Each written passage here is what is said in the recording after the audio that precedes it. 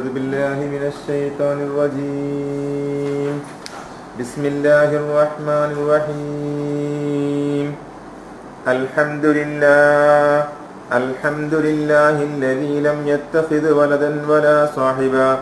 اللهم صل وسلم على رسولك سيدنا محمد وعلى آل سيدنا ومولانا وشفيعنا محمد. ربنا اغفر لنا وارحمنا ولوالدينا وارحمهم كما ربونا صغارا. اللهم صل وسلم على رسولك سيدنا محمد وعلى آله وصحبه أجمعين. آمين برحمتك يا أرحم الراحمين. الحمد لله.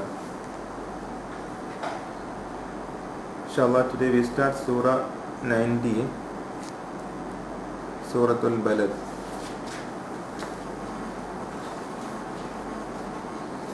أعوذ بالله من الشيطان الرجيم. بسم الله الرحمن الرحيم. لا أقسم بهذا البلد وأنت حل بهذا البلد ووالد وما ولد. لقد خلقنا الإنسان في كبد.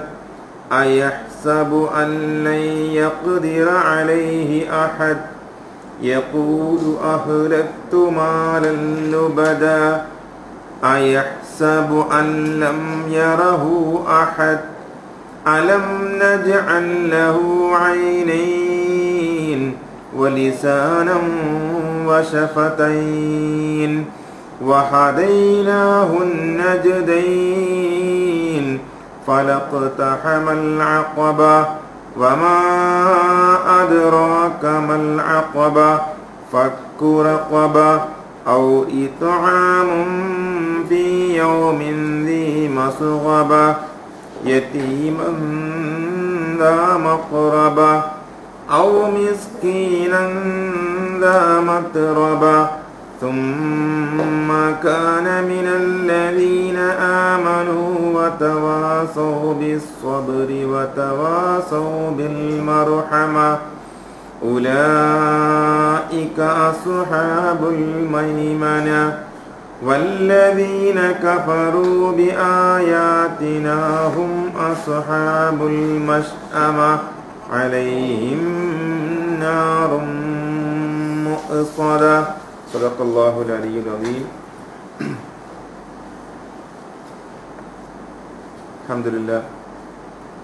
Allah subhanahu wa ta'ala granted every one of us tawfiq and hidayah to continue our tafsir al-Quran al-Kareem tonight, especially this chapter, Surah Al-Balad. Surah Al-Balad actually is very important. It's significant towards the city of Rasulullah sallallahu alaihi wasallam, city of Makkah, where our beloved sallallahu alaihi wasallam born. And this particular chapter actually gives us an important tie or relationship in between Rasulullah sallallahu alaihi wasallam and his motherland Makkah. A spiritual connection in between Rasulullah and his motherland Makkah. Rasulullah sallallahu alaihi wasallam taught us that hubbul watani minal iman. It is compulsory or obligatory upon every one of us to love our native land. So hubbul watan. So at this century, people, we ask them, where is your motherland? People very difficult to answer, but they will answer somehow. Even though they migrate from here and there and here and there, finally they will say, my motherland is this. So Rasulullah sallallahu alaihi wasallam left Makkah. Now what happened one day is a story. What happened one day? One man, he argued. He very fluent in many languages. Very fluent. And he argued the people that it is very difficult for you to find out which is my mother tongue. He said, in all language I am very expert. Then the Sultan, the Taman Sultan, he said that, okay, never mind, I am inviting you to my palace. Then he slept in Sultan's palace. What Sultan commanded his Amir or someone to go, no, just use a small needle while he is sleeping, just go and torture him. So during the sleep, he suddenly wake up, he called Mama. So that is his mother tongue. So which language he used to call mother during his sleep, that is his mother tongue. So it means mother tongue, motherland is something is already within us, cannot be removed. And especially this chapter, Rasulullah sallallahu alaihi wasallam, he born and brought up in Makkah, he left Makkah, and also Makkah has its own significance. Quran says that Inna awwala baytin wudi'a lin-nasi bi Bakkatil Mubaraka. Makkah, the first name was Bakka, B-A-K-K-H, Bakka, not Makkah, as the Quran says, Bakka. And where Allah subhanahu wa ta'ala commanded to build up the first mosque, Awwala baytin wudi'a lin-nas, the first masjid Allah subhanahu wa ta'ala commanded to build up is in Makkah. So Makkah is very ancient city. Even before Nabi Allah Ibrahim and Ismail alayhi salam came to Makkah from Palestine, even before that also history said there was Kaaba. But that Kaaba was different, not today's Kaaba which we can see. It could be in different situation. Allah knows. But history said there were. And that's why Allah subhanahu wa ta'ala commanded Nabi Allah Ibrahim alayhi salatu wasalam to build up Kaaba in the same place today. It's a Bakka. Okay, and we know that from Kaaba up 7 sky, maybe each and every sky got one Kaaba. So and the final Kaaba is Baitul Ma'mur. And there is a relevant to this month where Rasulullah sallallahu alaihi wasallam did Isra Mi'raj. It was the month of Rajab, right? Rajab 27th night of Rajab, Rasulullah sallallahu alaihi wasallam night journey from Makkah to Masjid Al-Aqsa in Palestine, and from Palestine Rasulullah sallallahu alaihi wasallam ascension to 7th sky. And from 7th sky, Rasulullah sallallahu alaihi wasallam went to meet Allah subhanahu wa ta'ala in Sidratul Muntaha. That is the final closeness in between Allah and His servant Muhammad sallallahu alaihi wasallam. That is the history of Isra and Mi'raj. And Isra and Mi'raj took place both physically and spiritually. That was no dream. Some people may say that it was dream, but that is not true. It was physically and spiritually both. Rasulullah sallallahu alaihi wasallam went to see Allah subhanahu wa ta'ala. So that is the miracle of Isra and Mi'raj. And this also happened from Makkah. From Makkah, Rasulullah sallallahu alaihi wasallam, Subhanalladhi asra bi'abdihi. Glory be to Allah, the one who bring His servant from Makkah. Min Masjidil Haram. Masjidil Haram to Makkah. Min al-Masjidil Harami ila al-Masjidil Aqsa, to the farthest mosque, that is Masjidil Aqsa, or today's Baitul Muqaddis Masjidil Aqsa. And from that Masjidil Aqsa, Rasulullah went to Isra and Mi'raj. So come back to Kaaba. The same Kaaba every sky. But that Kaaba in the sky is tawaf by angels. And the 7th sky also got Kaaba. This week, symbolically we said there is a Kaaba, but we do not know how it look like. But according to Tafsir, it is exactly look like our Kaaba here. Maybe I can share with you one story. It is a Sufi story. Maybe you heard, but just to share. That one father and a small boy went to Kaaba, and the father was Wali Allah, he know his son also Wali. As a boy, then reach Masjid Haram, the son asked Papa, what is the length or the height of Kaaba? Then Papa mentioned the height of Kaaba is this measurement. Then he said, no Papa, Kaaba I can't see the height. It is just up only Papa. What is like this? Then Papa no ready, his son also very close to Allah. So Allah showing him Kaaba until Baitul Ma'mur. So what Papa did, just a Sufi qissa. What Papa did, Papa just give him 1 dinar. Ask him to go and buy kacang, peanuts. Even this a boy, even there, he just stand many people there.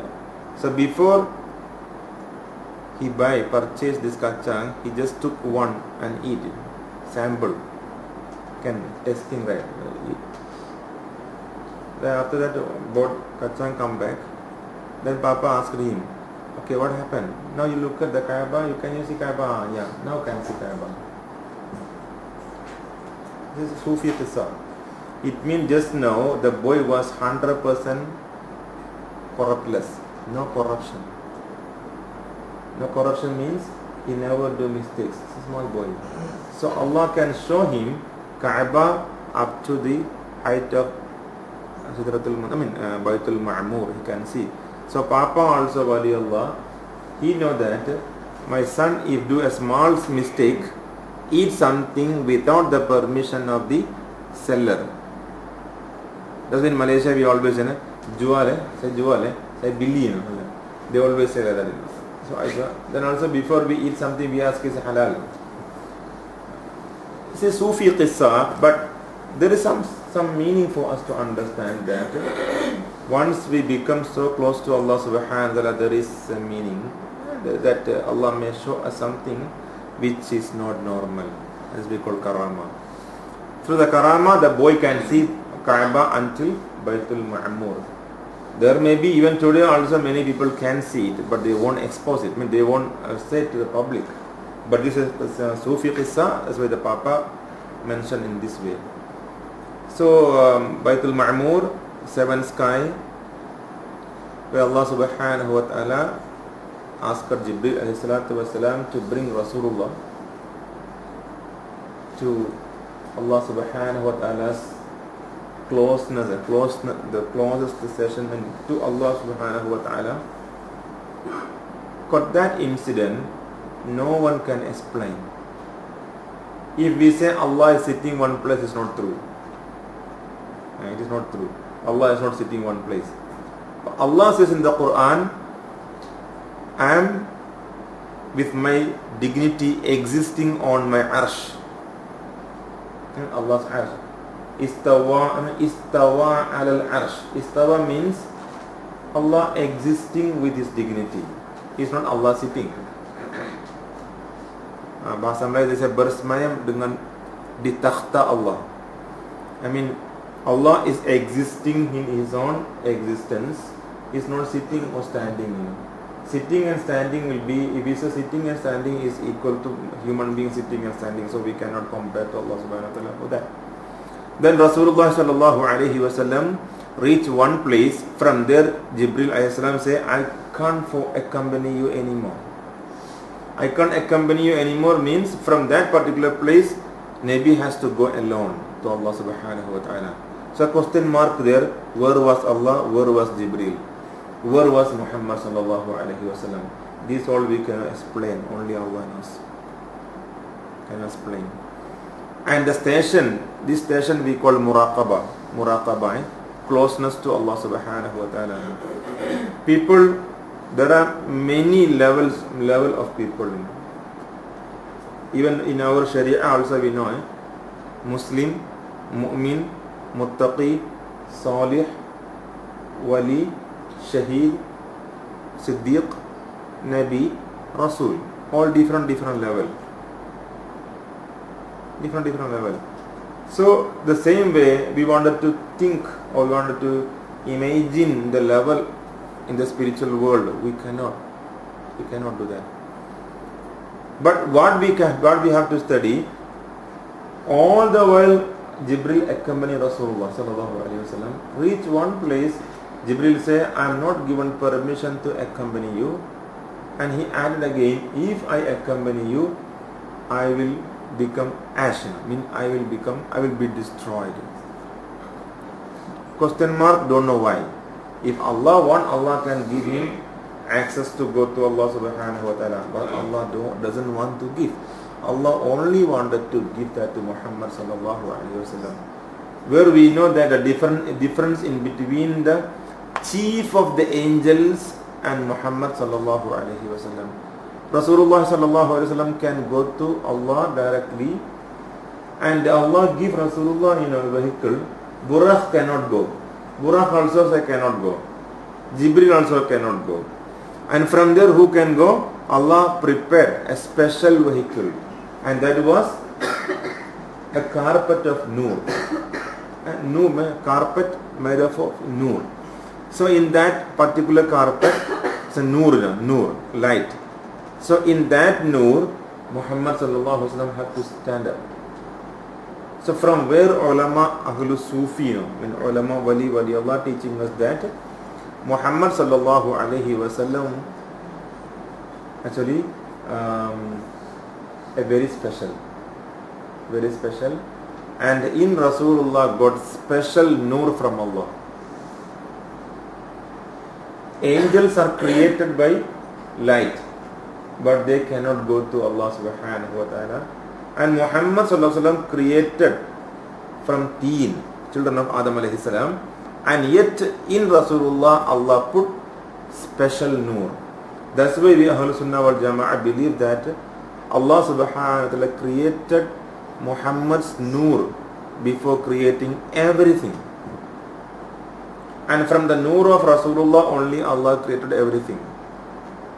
So this is a different, beyond our imagination and beyond our normal understanding. Something is very deep, and further thinking and further study is necessary in this particular area.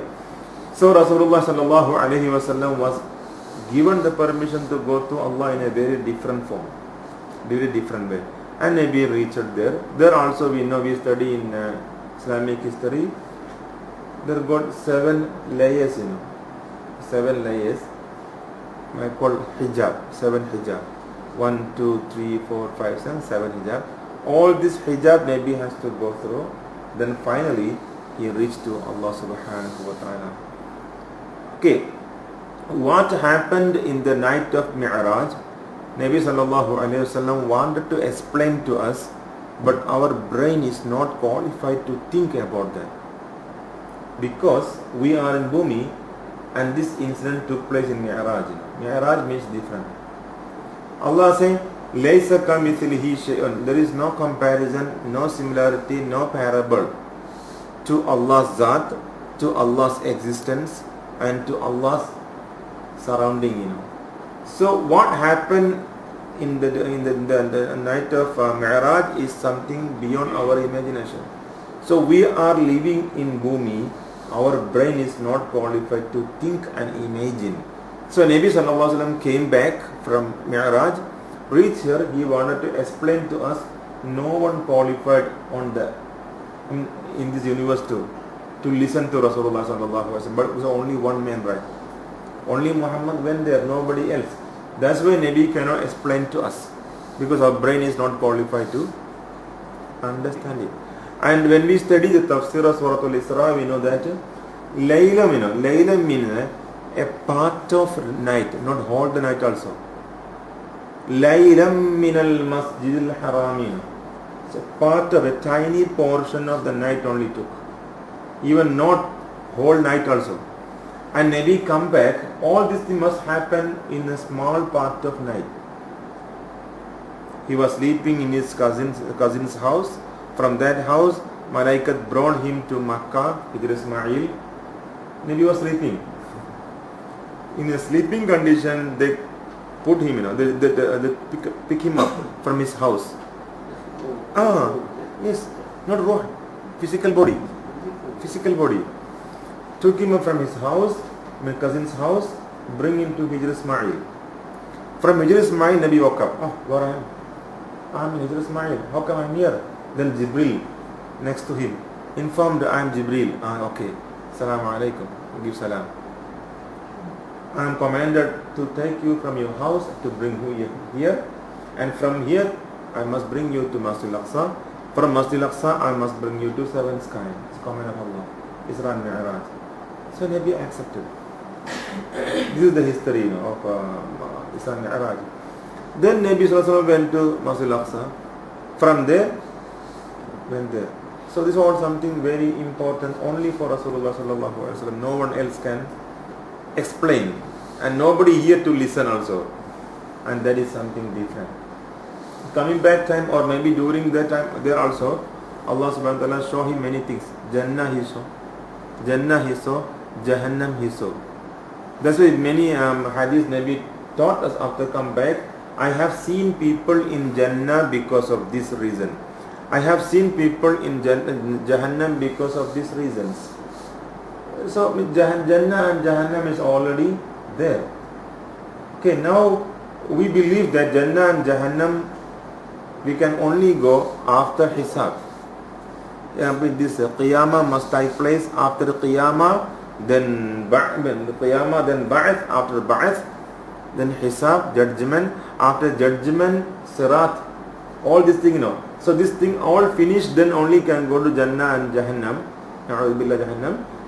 But Allah said, Nabi Sallallahu taught us that he could see many things. It means that particular part of night is beyond the limit of our time. So we are thinking within the limit of time, but Nabi was beyond the time. So something happened beyond the time, we are not qualified to think. So what happened in Isra Mi'raj, we are not qualified to think. That only for Rasulullah sallallahu alaihi wasallam. And the significance, what we understand that Nabi sallallahu alaihi wasallam was preaching about Allah and about Akhirat, Qiyamah, all Nabi was preaching. Time to time wahyu come to Rasulullah sallallahu alaihi wasallam. So Nabi need to get a kind of specific haqqul yaqeen. Nabi was given haqqul yaqeen and Nabi was within haqqul yaqeen, and yet what is haqqul yaqeen? Haqqul yaqeen means the total confirm and assurance about Allah by all means. By all means. Maybe last week Nabi Ibrahim alayhi salam, kaifa tuhil mauta, how you will give life to that body. Nabi Ibrahim asked to Allah subhanahu wa ta'ala, then what Allah asked him back? Afalam tu'min, don't you believe in my power? Yes, Ibrahim said, Bala ya na'am Allah, I believe in your power. But liyatmainna qalbi, but my heart need to get some calmfulness, tranquility. For to get this tranquility, can you please show me? Then only Allah commanded him to bring these birds and make to pieces, mix together the meat, then call the bird's name, then the birds will resurrected again, come and stand in four corners of the ground. So it means that Allah wanted to give tranquility of faith to Ibrahim alayhi salatu wasalam. It doesn't mean that Nabi Ibrahim don't have belief. He has belief, but liyatmainna qalbi, for something to be reconfirmed. For example, we can see one question. Suppose gangsters come and they catch one of us, and that particular person, his name is Zaid. Gangsters say, I'm going to put you into fire. What Zaid will think? What Zaid will think? He's going to be burnt and is going to die. Okay, that is his law of that is the law of nature, and that is what is his belief. And he believes Allah give power, fire to burn me. My body will be burned out and become ashes. There is the power of Allah. Allah give to fire. So he will be thinking that, oh my God, I'm going to die. Fire going to destroy me, right? This is the law of nature. But now the same law we bring to apply to Nabi Allah Ibrahim. What he was thinking? When King Namrud put him to fire, what he was thinking? Because he believed in the power of Allah already. And tranquility is given to him. So he knew that nothing will happen if my Allah not wish for it. We also believe that, right? Then why we are crying? Why we are in trouble always? We knew Allah is there to help us. We knew Allah is everywhere. We knew Allah is there to help us. Yet we are traumatized, we are frightened, we are fearful, we are depressed, we are depression. All these things, it is because lack of tranquility. Yes, that is truth. And that is only applicable, tranquility, for those they fall in love with Allah and merge with Allah. They will be given the tranquility like Ibrahim alayhi salam. When Ibrahim was thrown to the fire, a question we put into his heart, Ibrahim alayhi salam, what do you think now? He will say, I am okay because I am confirmed myself, haqqul yaqeen, the power of Allah is already manifested into the world of my ruh. So for me is nothing. I have nothing to worry. Nothing to worry, right? Nothing to worry. And this is what is Allah mentioned in the Quran. Ala inna awliya Allahi la khawfun alayhim wa la hum yahzanun. In the human science, psychology, no human being in this world without fear and sad. Nobody. Every human being got fear or sad once in a while in their life, right? All of us got. But Allah says in the Quran, Allah, behold, inna awliya Allah is certainly the wali Allah. Those they reach to that level. Wali Allah also got their level station. So those wali reach to that level, la khawfun alayhim, for them no fear. وَلَهُمْ يَحْزَنُونَ, and they will never grieve, no pain, no sad. So can we say that they are not human being? They are human being. They are human being. For example, sometimes we say, madman, no fear. Midnight also he will go to